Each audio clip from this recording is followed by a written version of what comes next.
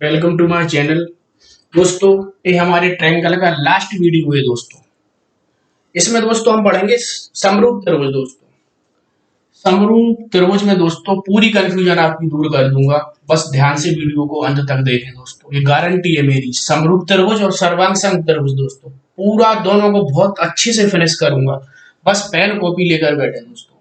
सबसे पहले मैं बात करता हूँ समरूप त्रिभुज की। दोस्तों, समरूप त्रिभुज क्या होता है? जैसा कि बोलने में लग रहा है कि समरूप मीन्स सम मीन्स समान, रूप मीन्स रूप, मतलब रूप समान है। जिसका जिसका रूप समान हो उसे समरूप कहा जाता है दोस्तों। अब समरूप जिसका रूप समान हो, अब समान रूप दो प्रकार से हो सकता है। सबसे पहला तो दोस्तों भुजा के आधार पर, और दूसरा दोस्तों कोण के आधार पर। मतलब किसी भी त्रिभुज का यदि रूप है वो दो प्रकार से समान हो सकता है। सबसे फर्स्ट भुजा के आधार पर, दूसरा है कोण के आधार पर दोस्तों। जैसे मैं बात करता हूं एक समबाहु त्रिभुज की दोस्तों,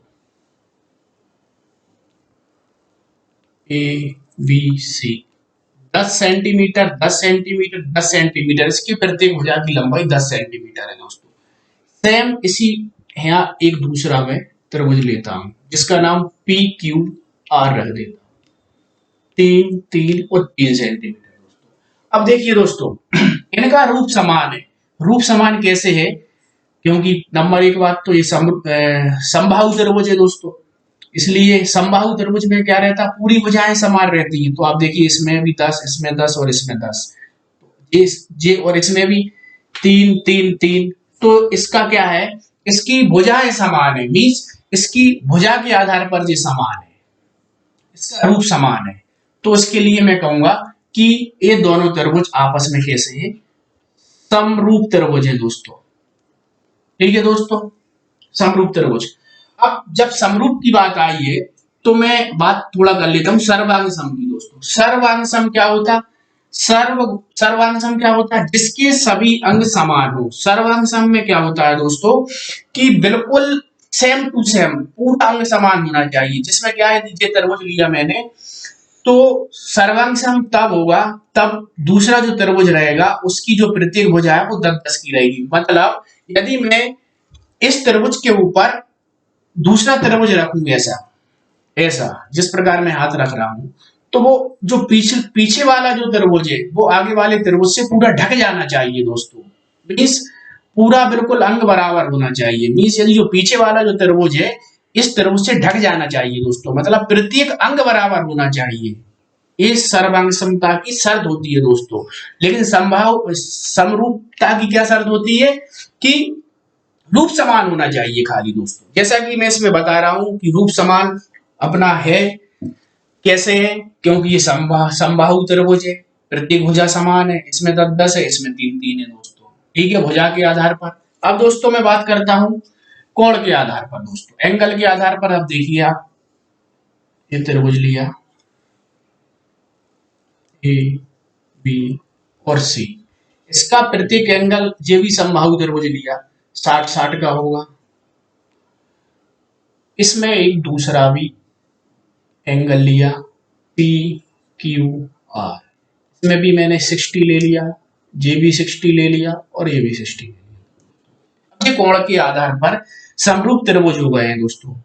क्यों हो गए? क्योंकि जितना झुकाव इस वाले त्रिभुज में इस एंगल पे 60 का, इतनी 60 का इसमें भी 60 का है, तो इसमें भी 60 का है, इसमें भी 60 का है, तो इसमें भी 60 का है। तो इस आधार पर ये समरूप त्रिभुज है दोस्तों। इसके बाद हम कोई अब और एग्जांपल सेट करते हैं दोस्तों, और अच्छे से समझने के लिए। मान लो मैंने एक त्रिभुज लिया,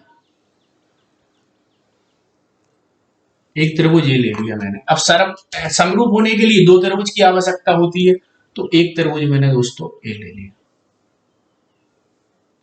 आपने सुना होगा दोस्तों ASAS, साइड एंगल साइड। तो इसका मतलब क्या होता है कि साइड मीन्स दो साइड बराबर है और एक एंगल बराबर है। तो समरूपता के लिए इसमें भी साइड और एक एंगल बराबर है। मान लो इसका मैं यदि 70 डिग्री एंगल लेता हूं तो इसका भी 70 लेना पड़ेगा क्योंकि साइड एंगल साइड है। दो एंगल बराबर है और सॉरी दो साइड बराबर है और एक एंगल बराबर है दोस्तों। अब देखिए दोस्तों, अब भुजा बराबर है इन दोनों की, तो ये भी भुजा बराबर होगी। अब यदि किसी भी त्रिभुज की ये प्रॉपर्टी होती है कि यदि दो भुजाएं समान है तो उसके कोण भी समान होते हैं, तो इसके जो एंगल रहेंगे वो भी समान रहेंगे। अब ये 70 का है तो बचा हुआ कितने का होगा, ये 110 का होगा, क्योंकि टोटल त्रिभुज के तीनों कोणों का योग 180 डिग्री होता है दोस्तों। अब बचा हुआ ये कितना 70 है, बचा हुआ 110 है, तो 110 है ना, तो ये दोनों कोण बराबर होंगे क्योंकि भुजा बराबर है, जी भुजा इसके बराबर है, तो जी कितने का हो जाएगा 110 का आधा आधा 55 और ये 55। सेम इसी प्रकार ये हो जाएगा दोस्तों 55 और 55 दोस्तों। ठीक है दोस्तों, इतना समझने के बाद दोस्तों तो ये आपस में कैसे होंगे, समरूप त्रिभुज। क्यों होंगे, क्योंकि देखिए ये एंगल 70 का है, ये भी 70 का है, ये 55 का है, ये भी 55 का है, ये 55 का है, ये 55 का है, तो ये समरूप होगा। जरूरी नहीं कि इसी क्रम में यहाँ एंगल हो, यहाँ 70 है तो यहाँ 55 भी हो सकता, यहाँ 55 है तो यहाँ 70 हो सकता।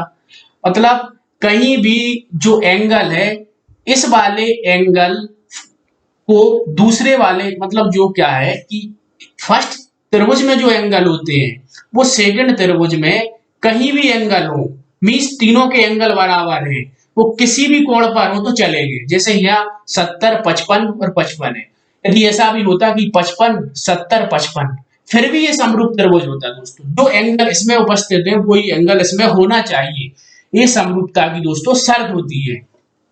अब इन तीन बातों के लिए याद रखें कि समरूपता किन किन कंडीशन में हो सकती है। तो साइड एंगल साइड एक, दूसरा हो गया अपना साइड साइड, और तीसरा अपना हो गया दोस्तों एंगल एंगल एंगल। यदि दो त्रिभुज में इन तीनों कंडीशन को फॉलो कर रहा है कोई त्रिभुज तो ऑलवेज वह समरूप त्रिभुज होगा दोस्तों। इस चीज के लिए आप ध्यान रखें। यदि एग्जाम में आपके लिए कोई त्रिभुज दे दिया दो त्रिभुज और उसमें पूछा जाए कि ये समरूप है या नहीं है, तो आप इसी प्रॉपर्टी के आधार पर, इन तीन कंडीशन के आधार पर दोस्तों किसी भी त्रिभुज में समरूपता की जांच बड़ी ही आसानी से कर सकते हैं दोस्तों। और अच्छे से समझने के लिए समरूप त्रिभुज के लिए हम और आगे कुछ और पढ़ते हैं दोस्तों। जैसे मैंने दो त्रिभुज लिए ए बी और सी,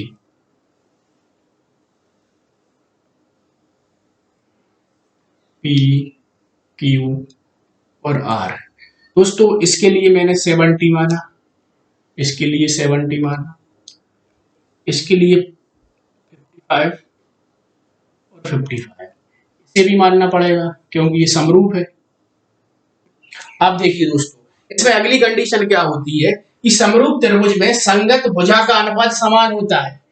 ये नोट लिखें सबसे पहले, संगत भुजा का अनुपात समान होता है। बहुत ही इंपॉर्टेंट प्रॉपर्टी है दोस्तों, नोट करके लिखें इसके लिए कि संगत भुजा का अनुपात समान होता है।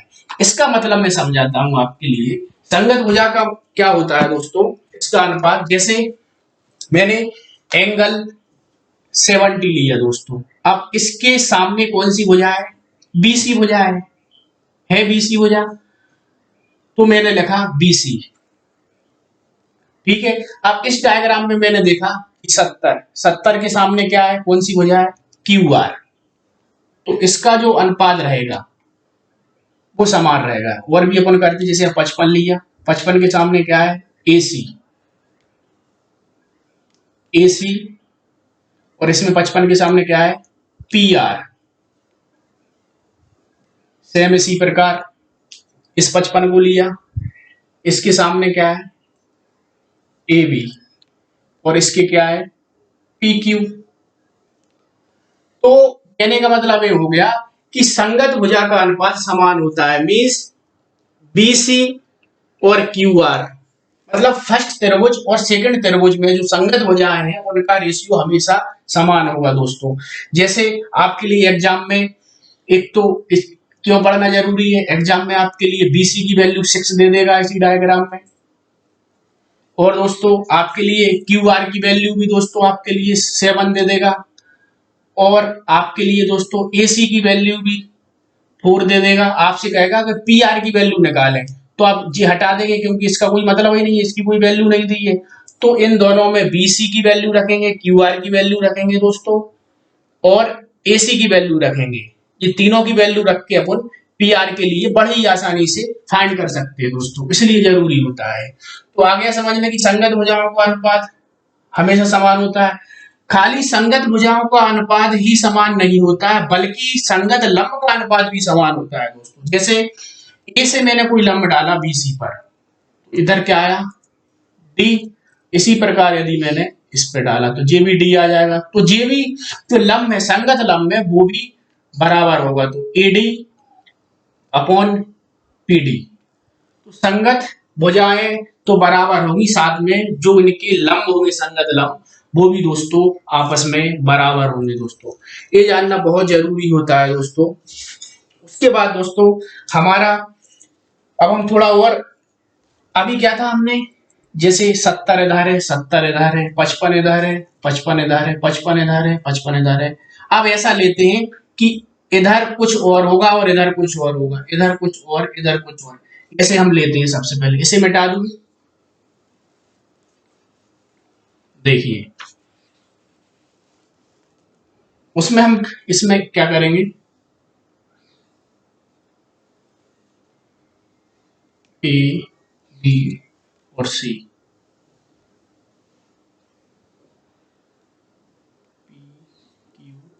और आर दोस्तों। अब इसमें हम एंगल क्या लेंगे, 50, 60 और 70। इसमें क्या लेंगे, 60, 70 और 50। ठीक है दोस्तों। इसमें देखिए इधर 50 है, इधर 60 है, इधर 60 है, इधर 70 है, इधर 70 है, इधर 50 है। मीन्स इसके जो एंगल हैं, इसके एंगल इधर उधर कर दिए मैंने। अब देखिए संगत भुजाएं कैसे ज्ञात करेंगे दोस्तों, बड़े ही आसानी से। देखिए अभी अपन क्या कर रहे थे, 70 इधर था तो 70 के इधर भी 70 देख रहे थे ऊपर ऊपर। अब क्या करेंगे, जैसे संगत भुजाएं निकालो, जैसे 50 दिया है तो 50 के सामने क्या है, बीसी, बीसी। अब 50 और इसमें देखेंगे 50, इसमें ये 50 है, इसके सामने क्या है। अब इस 50 को देखना है और इस 50 को देखना है, सेम सेम देखना है। तो इसके सामने संगत भुजा कौन सी हुई, पी क्यू, तो पी क्यू ए हो गई दोस्तों। इसी प्रकार हमने 60 को देखा, 60 के सामने देखा कि एसी, एसी, और इसमें 60 को देखा, अब इसमें 60 ऊपर है तो इसके सामने क्या है, 60 के सामने क्यू आर। इसी प्रकार दोस्तों हमने 70 के लिए देखेंगे, 70 के सामने क्या है, ए बी, और ए बी की संगत क्या है, इसमें देखा 70, पी आर। तो दोस्तों इस प्रकार अब इसकी अपन लंब भी डाल देते हैं। तो लंब क्या होगा, एडी और पीडी दोस्तों। तो इसके भी समझ में आ गया कि संगत भुजाएं जो होती हैं उनके जो अनुपात होते हैं दोस्तों वो समान होते हैं।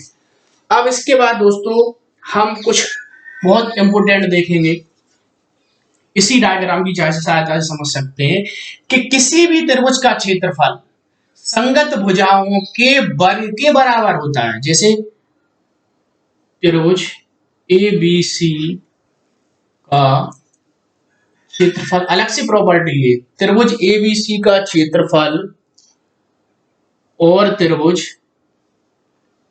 पी क्यू आर का क्षेत्रफल, इसके वो होगा संगत भुजाओं के वर्ग। जी संगत भुजा मान लो इसमें 50 ले लिया तो 50 के सामने क्या है, बीसी, इसमें 50 ले लिया, 50 के सामने क्या है, पी क्यू, और इसके वर्ग के बराबर होगा। जी इस चीज को हमेशा ध्यान रखना कि जो त्रिभुज एबीसी का क्षेत्रफल होगा वो संगत भुजाओं के वर्ग के बराबर होगा दोस्तों। अब आपके लिए एग्जाम में क्या दे दिया जाएगा, त्रिभुज एबीसी का क्षेत्रफल दे दिया जाएगा और त्रिभुज पी क्यू आर का क्षेत्रफल दे दिया जाएगा और पी क्यू की वैल्यू दे दी जाएगी। आपसे कहना है कि बीसी का मान निकालें, तो आप इस फॉर्मूले की सहायता से बड़े ही आसान से दोस्तों निकाल सकते हैं दोस्तों। इसके बाद दोस्तों ये हमारा ट्रायंगल का लास्ट वीडियो था दोस्तों।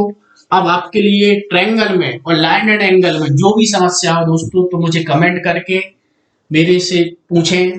और दोस्तों यदि मेरा चैनल अच्छा लगा हो तो आप लाइक करें, सब्सक्राइब करें, शेयर करें और बेल आइकन के लिए दबाएं ताकि आपके पास नए नए वीडियो आते रहे दोस्तों। अब हम इसके बाद पढ़ेंगे दोस्तों सर्कल। सर्कल के लिए दोस्तों हम बिल्कुल जीरो से स्टार्ट करेंगे दोस्तों।